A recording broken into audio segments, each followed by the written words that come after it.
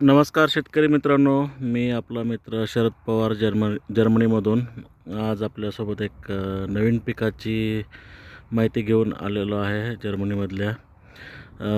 आज तारीख आहे 7 एप्रिल 2024 आणि इथं आपण बघू शकता हा जो प्लॉट आहे, इथं मोहरी हे पीक साधारणपणे नोव्हेंबरच्या आसपास पेरणी केलेली असते. पण आता इथे वेदर खूपच चांगलं आहे, आल्हाददायक वातावरण आहे, पाऊस पडून गेलेला आहे आणि टेम्परेचर पण या 2 दिवसात एकदम 25-26 डिग्री आहे. त्याच्यामुळे या पिकांची वाढ खूप जोमदार झालेली आहे आणि सध्या आता हे पीक फुलोराच्या अवस्थेत आहे. पुढच्या 1-2 आठवड्यात फुल सगळं हे शेत पिवळं दिसेल.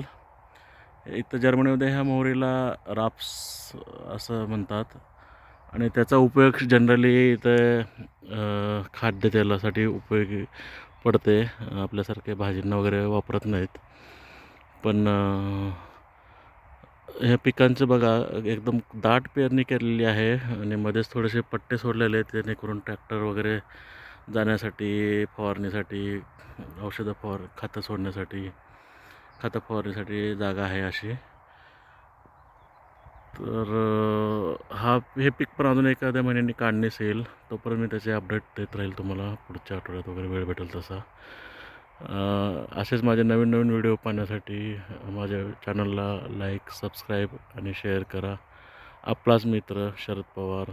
जय हिंद, जय महाराष्ट्र. थँक्यू.